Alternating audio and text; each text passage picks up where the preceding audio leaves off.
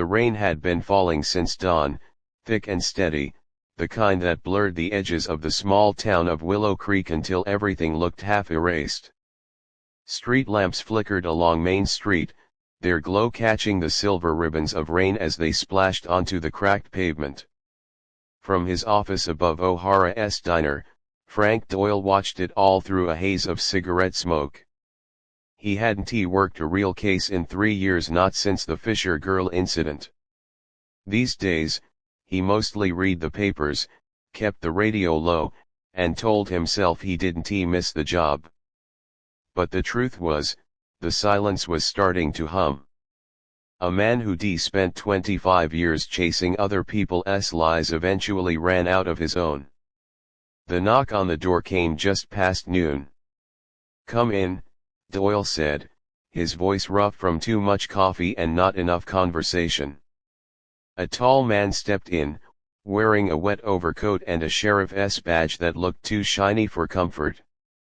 Sheriff Ed Collins, new in town, young, ambitious, and already carrying the weariness of someone trying to control a place that didn't want to be controlled.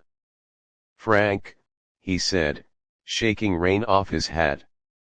"I need your eyes on something." Doyle smirked. "That usually means someone's dead." Collins didn't smile. "Mayor Halbrook. Found him in his study this morning." That got Doyle's attention. "Heart attack. Would be been easier if it was. He's got a bullet hole right between the eyes. No sign of forced entry, no weapon, no witnesses. Just his wife saying she was at church." "Of course she was," Doyle muttered. "And you want me to what make you look good for the papers?" "I want you to see what I might be missed," Collins said flatly. "People talk in this town, Frank. They still remember you. They'll open up." Doyle looked past the sheriff to the rain beyond the window. He promised himself he was done with crime scenes and questions that never had clean answers. But something in Collins' voice, the tremor between pride and panic, stirred the old instincts. "Fine," Doyle said, reaching for his coat. "But I charge double for getting my shoes wet."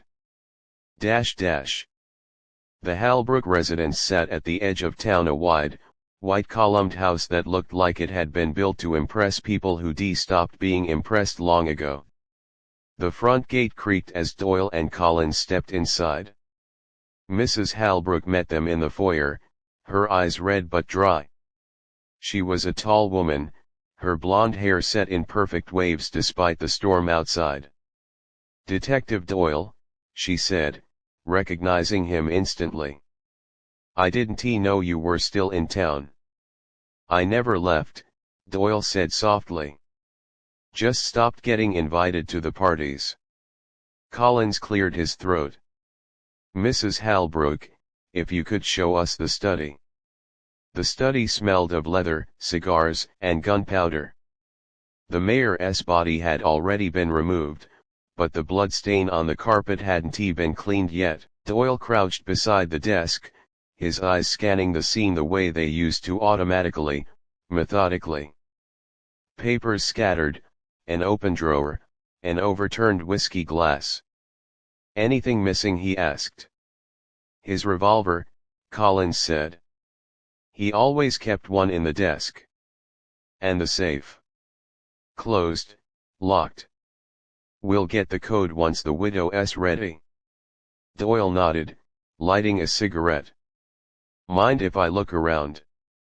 Mrs. Halbrook's lips tightened, but she nodded. "Go ahead." The detective moved slowly around the room, noting details: a cracked photo frame on the mantel, a picture of Halbrook shaking hands with another man whose face was half torn away, an old record still spinning softly on the gramophone, and a faint smell of jasmine in the air, perfume, definitely not Mrs. Halbrook's, judging by the sharp floral tone. He turned back to Collins. "Who found him?" "The maid. Said she came in around 8, saw him slumped over the desk." Anyone else have keys to the study? Just the mayor and his wife. Doyle took a long drag, exhaling toward the window. Outside, the rain had turned to fog, wrapping the garden in a ghostly blur. Then either someone had help getting in, he said, or the mayor let his killer through the door himself. As they left the house, Collins stopped on the porch. You think she did it?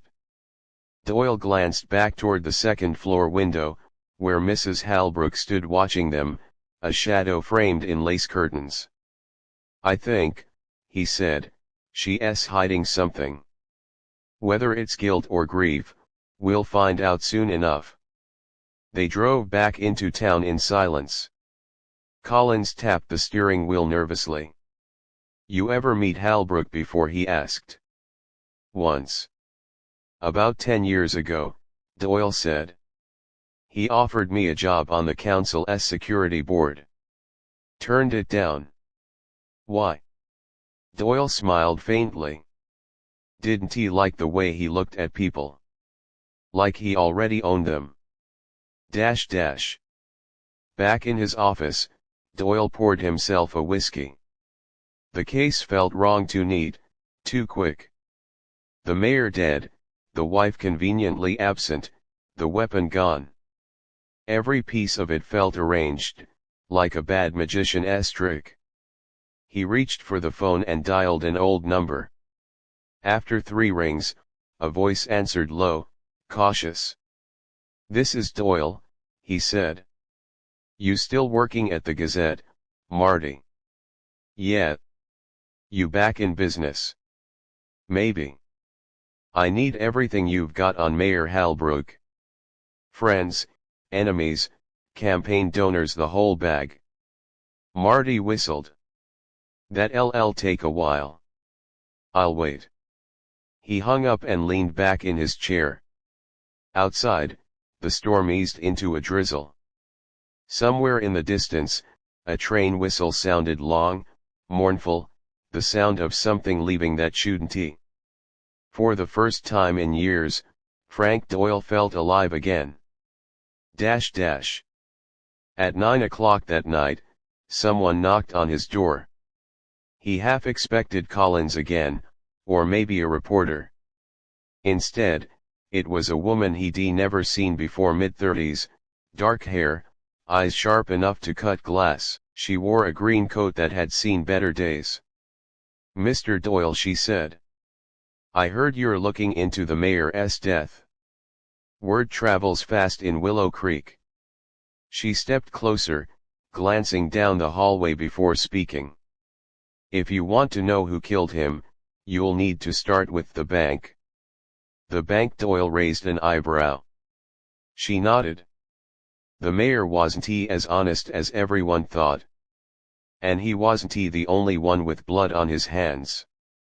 Before he could ask her name, she turned and disappeared down the stairwell, her heels echoing against the tile like fading clues.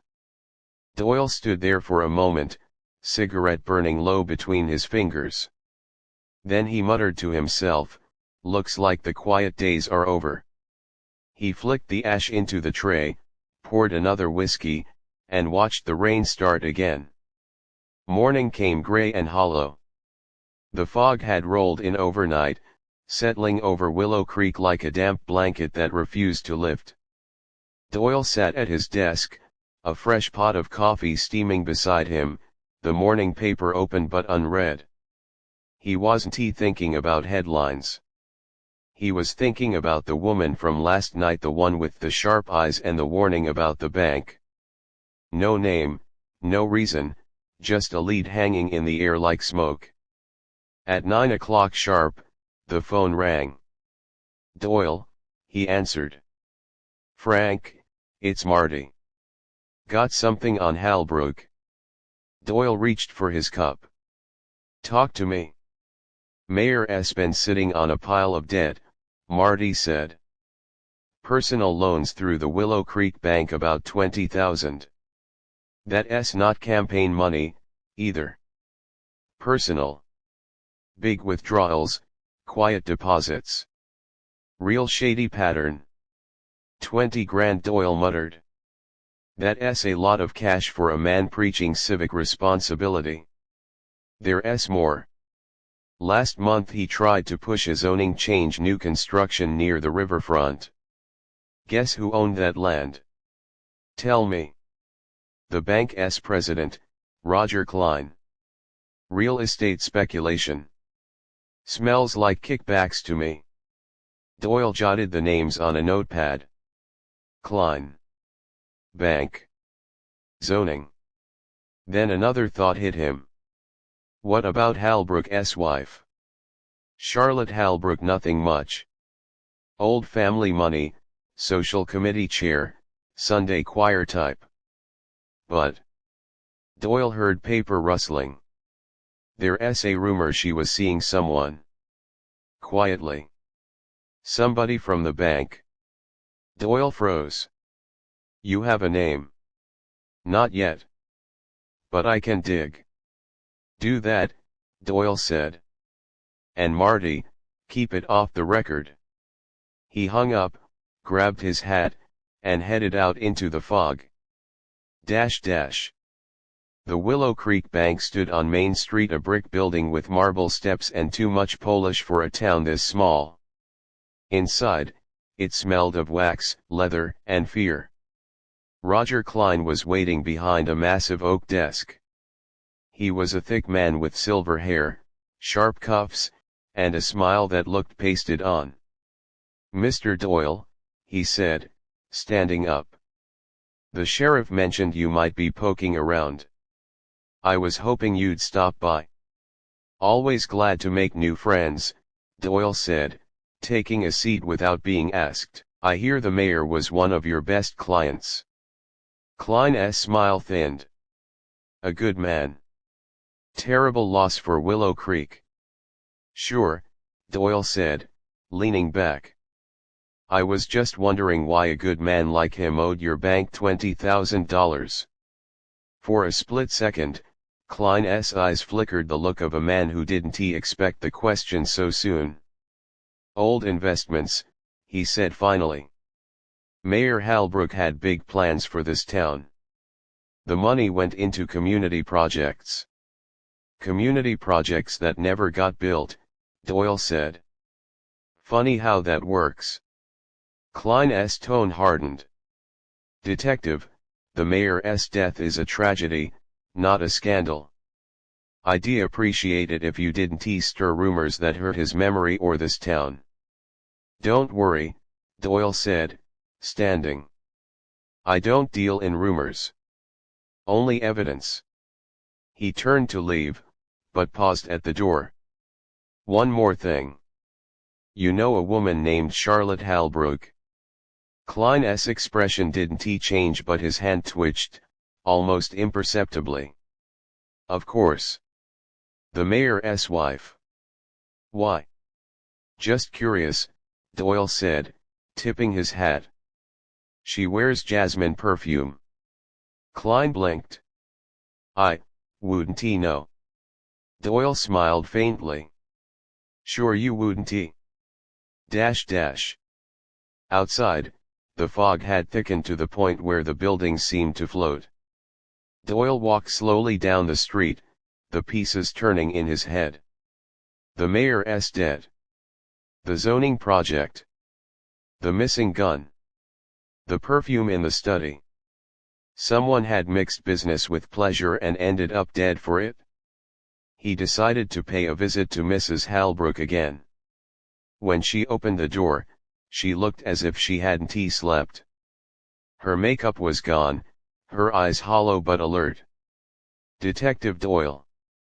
You found something? Maybe. Mind if I come in?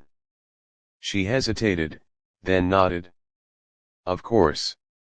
They sat in the sitting room, quiet except for the rain tapping against the windows. Doyle took out his notepad. Tell me about your husband's finances, Mrs. Halbrook. Her eyes flashed, just for a second. What do you mean? I mean, was he in debt to the bank? She looked away. Harold was, under pressure. Politics isn't kind to honest men. Was he honest? She didn't answer. Instead, she stood and poured herself a drink. He wanted to do good things. But this town, it takes pieces of you. Did he ever mention Roger Clyne? Now she turned sharply. Why? Because the mayor was about to approve a deal that would make Clyne a very rich man, Doyle said. And because I think Clyne knew more about your husband than he should have. Charlotte's hand trembled slightly as she set the glass down. You think Roger had something to do with his death? I think Roger has a lot to lose, Doyle said quietly. And so do you. She looked at him for a long time, then said in a voice barely above a whisper, Detective. I didn't kill my husband. I didn't say you did. But you think I loved someone else. Doyle said nothing. After a pause, she went on. There was someone. It wasn't Roger. His name was Alan Pearce. He worked at the bank junior accountant. We met last year, before Harold's re-election. It was a mistake. We ended it months ago. Where's Pearce now?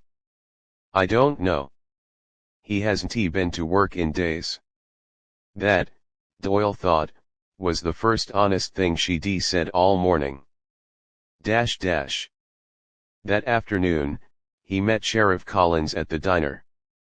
The sheriff looked tired, dark circles under his eyes, shirt wrinkled. Found anything new, he asked. Yeah, Doyle said. The mayor owed the bank 20 grand. His wife was seeing one of their accountants, and that guy's missing. Collins swore under his breath. Jesus.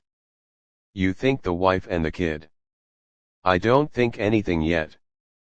But someone's moving money, and someone's cleaning up after themselves.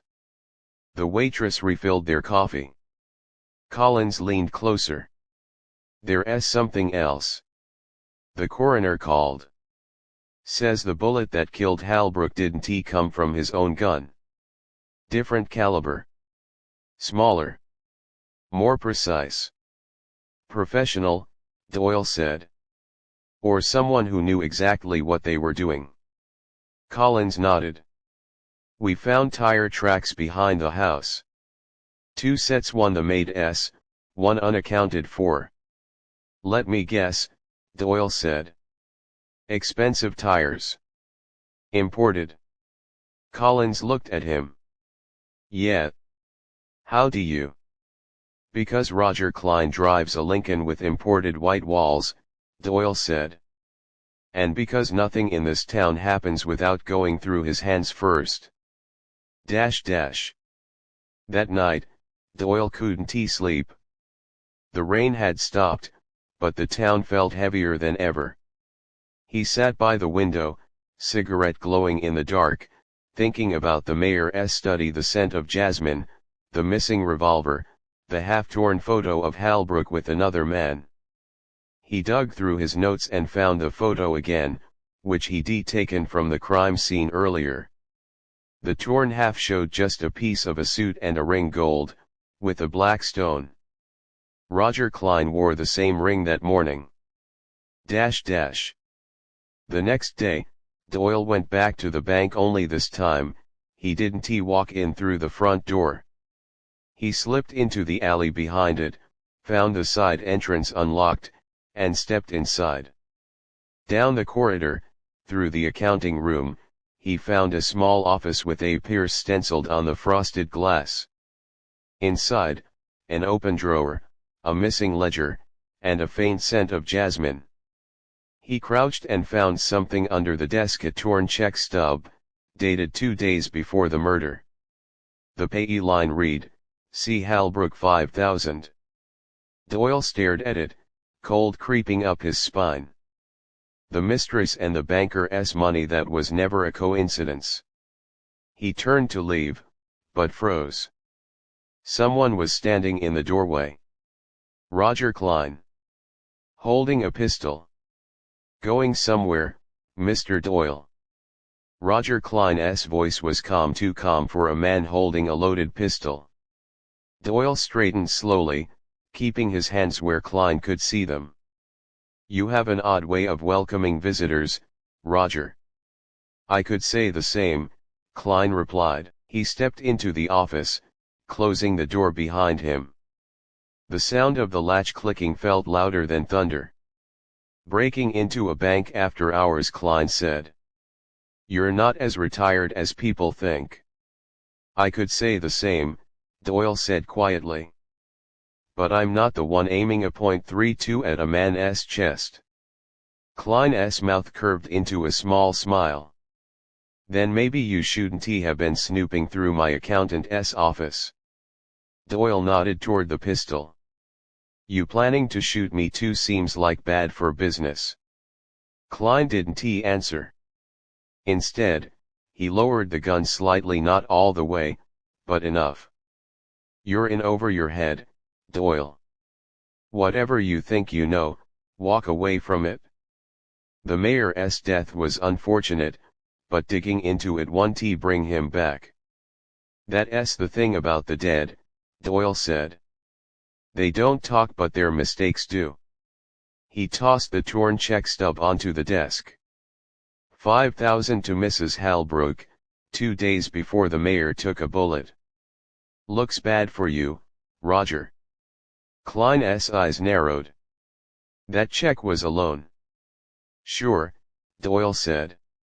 And I suppose the missing accountant just went on vacation with the ledger that proves it. Klein's jaw tightened. You're out of line, Doyle. I've been out of line since I quit the force, Doyle said. Doesn't mean I'm wrong. For a long moment, the two men stared at each other. Then Klein lowered the gun all the way and sighed. You always were a stubborn bastard. I get that a lot. Klein set the gun on the desk, leaned against it. You want the truth, fine. The mayor was dirty. He owed money all over town, gambling, bad investments, you name it.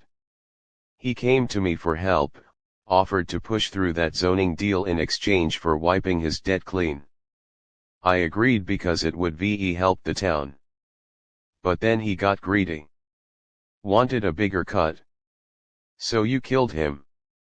Of course not. Klein snapped. I told him we'd talk after the vote. Next thing I know, he's dead and my name's getting dragged through the mud. Who benefits from him being gone? Doyle asked. Klein hesitated. Almost everyone. The council, the contractors, hell, even his wife. Harold had insurance, you know. Big policy. Charlotte gets everything. Doyle filed that away. And Alan Pierce. Klein shook his head. Pierce was just a bookkeeper. Young, naive. Got mixed up in the wrong accounts, maybe took something he shouldn't. I don't know where he is, but if you find him, he'll have answers. Doyle turned to go, then stopped at the door. You wear a ring, Roger. Gold, black stone. Klein frowned. So. There's a photo from the mayor's study, Doyle said. Half torn. Shows you wearing that ring, shaking his hand. Klein's expression changed, a flicker of something like regret. We were friends once, he said quietly. Before politics turned everything rotten. Doyle studied him for a long moment. If you didn't pull the trigger, find out who did before they come for you next. And with that, he left. Outside, the night air was thick and cold. The fog had swallowed Main Street whole, muffling every sound but Doyle's footsteps. He lit a cigarette, the glow briefly cutting through the darkness. The case was twisting tighter: debt, betrayal, money that didn't add up, a vanished accountant, and a widow who cried too cleanly. Every clue led back to someone who had something to lose. He turned a corner and froze. Someone was waiting beside his office door. It was the woman in the green coat. "Mr. Doyle," she said, voice trembling slightly.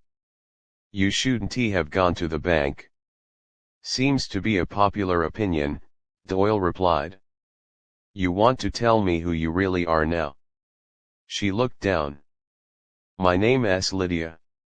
Lydia Pearce." Doyle's eyes narrowed. "Alan's wife." She nodded. "Where is he, Lydia?" Her eyes filled with tears. "I don't know. He disappeared 3 nights ago. He said he was in trouble, that the mayor found out something about the accounts, and that he had to fix it before it was too late." Doyle's cigarette burned low. "He mentioned what kind of something?" She nodded faintly. "Money laundering. The bank was moving funds from shell companies' fake community projects. He said the mayor and Klein both knew, but someone else was behind it all. Someone bigger. Bigger than the mayor and the bank president," Doyle said. "In Willow Creek, that's practically God." She shook her head. "He said it was someone from outside. Chicago, maybe. Mob money." Doyle exhaled slowly. The puzzle pieces were forming an ugly picture. "And you didn't tell the police?" "I couldn't. I didn't trust them. Alan told me if anything happened, I should find you." "Me?" Doyle frowned. "Why me?" "Because he said you were the only man in this town who wasn't for sale." The next morning, Doyle met Collins at the station. The sheriff looked like he hadn't slept either. "I checked on Pearce," Collins said. "He hasn't been home in days. His car turned up abandoned near Miller's Bridge. No blood, no body." Doyle handed him the check stub. "Klein's dirty. The mayor was, too. And Pearce probably found out more than he should be." Collins rubbed his temples. "You think Klein killed him?" "No. If Klein wanted someone dead, he'd hire it done.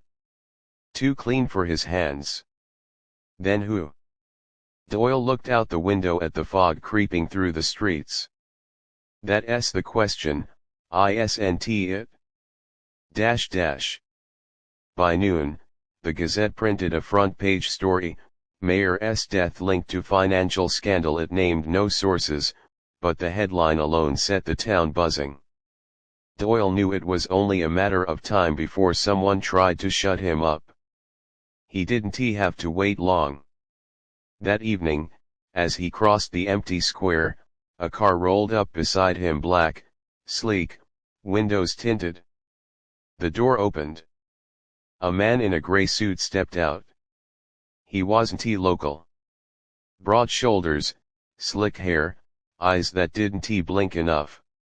"Mr. Doyle," the man said. "My employer would like a word." "Tell your employer to make an appointment," Doyle said. "I'm afraid it's not that kind of invitation." The man gestured to the car. 2 more inside, both watching him. Doyle sighed. "Fine. Lead the way." They drove out of town, past the river, until the road turned to gravel and ended at an old boathouse. Inside, the air smelled of gasoline and damp wood. At a table sat a man Doyle recognized from a dozen old case files: Vincent Moretti. Chicago business type. The kind whose handshake came with strings and bullets attached. "Mr. Doyle," Moretti said, smiling thinly. "I was wondering when you'd find your way to me." "Didn't he know I was looking?" Doyle said. "Oh, you were. Every question you've asked, every rock you've turned over, they all lead here. You running the bank now too?" Moretti chuckled. "No, I merely invest." The mayor was supposed to keep our arrangements quiet. Unfortunately, he started thinking he could renegotiate. So you silenced him. Let us say we reminded him of his obligations, Moretti said. But someone got enthusiastic. Went off script. Pierce Doyle asked. Smart boy. Too curious. He took a ledger he shouldn't he have. I'd very much like it back. Doyle met his gaze. Maybe you should look under your own rug. People keep disappearing around your business partners. Moretti's smile didn't reach his eyes. Careful, detective. The world's moved on from your kind. This isn't the city, and there's no badge to hide behind anymore. Never needed one, Doyle said. Just a conscience. Those don't last long, Moretti said softly. Take my advice, stop digging. Walk away. And if I don't? Then next time, Moretti said, standing, we'll be talking about your obituary. The goons escorted Doyle back to the car, dropped him near Main Street. He stood in the fog, hands in his pockets, heartbeat steady despite the threat. He'd dealt with men like Moretti before, men who thought money could bury truth. They were always wrong. Back in his office, Doyle poured himself another whiskey and stared at the phone. He needed leverage, something that could expose Moretti, Klein, and whoever pulled the trigger on Halbrook. Then it rang. Mr. Doyle, a familiar voice said. It was Charlotte Halbrook. You need to come to the house. Now. What's wrong? It's about Alan Pears, she whispered. They found him. Her voice cracked. He's dead. Frank Doyle stood at the edge of Willow Creek as dawn painted the horizon pale gold. The mist was lifting, revealing the jagged rocks where the water whispered secrets. Sheriff Collins stood beside him, coat collar up, hat shadowing his eyes. Hard to believe, Collins muttered. All this time, and the truth was right here. Doyle didn't answer. His eyes were fixed on the hollow beneath the bridge, the place where they found the mayor's missing briefcase just an hour ago. Inside it, contracts, letters, and a confession written in a trembling hand. Martha Green's It had all come together the night before, after he'd left Eleanor's house. Something in her story hadn't matched the mention of the white rose. She said it had been lying on the mayor's desk the night he died. But the sheriff's report had noted no flower there. Doyle's mind had caught on that detail like a hook. So he'd gone back to the town hall, flashlight in hand, to look again. The rose hadn't been a flower at all. It was a brooch, a small white enamel pin with a gold stem, the same one Martha had worn every day since her husband's funeral 2 years ago. When he confronted her, she folded faster than he expected. I didn't mean to kill him, Frank, she had said, sitting in the dim light of her kitchen. Her hands shook as she held her cup of coffee. He came to me that night desperate. Said he couldn't keep it quiet anymore. Keep what quiet? Doyle had asked. The money, she whispered. The missing funds from the town's road project. It wasn't just him. There were others, people who'd have done anything to keep him silent. But he trusted you, Doyle said. Martha's eyes had filled with tears. He came for advice. He said he wanted to confess publicly, clean the slate. I begged him not to. I told him people wouldn't understand, that they'd destroy him. He said it didn't matter. She paused, looking away. I made him tea. He started coughing, and then he just stopped.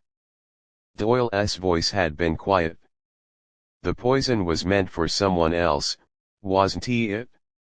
She nodded slowly. I'd kept that vial since my husband died. It was supposed to be for me, one night when I couldn't bear the grief anymore. But that night I put it in the wrong cup. Now, standing by the creek, Doyle could still hear her sobbing. Collins rubbed his jaw. So it was an accident. Doyle shrugged. Maybe. Maybe not. She didn't plan it, but she didn't stop it either. That's the kind of truth no jury ever knows what to do with. He handed the sheriff the letter, the confession. She left this before she turned herself in. Collins scanned the pages, then folded them carefully. You think she'll make it through the trial? She's strong, Doyle said quietly. Stronger than most people think. They stood in silence for a moment. The morning air smelled of pine and damp earth. Finally, Collins spoke again. You ever think about why you still do this, Frank? You could be walked away years ago. You got no badge, no paycheck. Just a room over the hardware store and a coffee pot older than I am. Doyle smiled faintly. Because someone has to remember that the truth matters. Even when it doesn't pay. He took a slow drag of his cigarette and exhaled. The smoke drifted toward the creek, curling like ghosts. By noon, the town was already whispering. People in Willow Creek had always loved their secrets, and this one would last for years. Martha Green's name would be on every tongue. Some said she'd killed the mayor in cold blood, others said she'd saved him from disgrace. And somewhere in between lay the truth, tangled like roots beneath the water. Doyle walked through Main Street, tipping his hat to the few who dared meet his eye. He passed the diner, the barber shop, the church steps where old men sat like statues. Everything looked the same, and yet, after this week, nothing really was. He stopped at Eleanor's Flowers. The sign creaked softly in the breeze. She was behind the counter, trimming stems, her eyes tired but kind. Frank, she said softly. I heard about Martha. He nodded. It's over now. Does it ever really end? She asked. He smiled. No. But sometimes it gets quiet enough to breathe. She hesitated, then handed him a single white rose. For remembering, she said. He took it, nodded, and walked out into the sunlight. That evening, Doyle sat on his porch, hat tilted low, the radio humming faintly inside. He watched the shadows stretch across the street, long and thin, like the fingers of time. He thought about the mayor, about Martha, about all the ghosts this town carried. He thought about his own past, the cases, the people, the faces that blurred together. There was a time he believed solving a mystery could set the world right. Now he knew better. All a man could do was shine a small light and hope it reached the darkest corners. The phone rang once, sharp and sudden. He let it ring twice before answering. Doyle, he said. A woman's voice, unfamiliar, tense.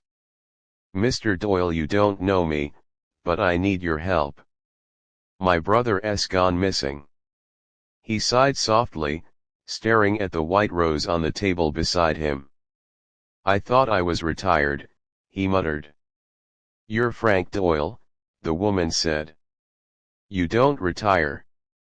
He smiled to himself, tired, but alive again. Where are you calling from? Briarwood, she said.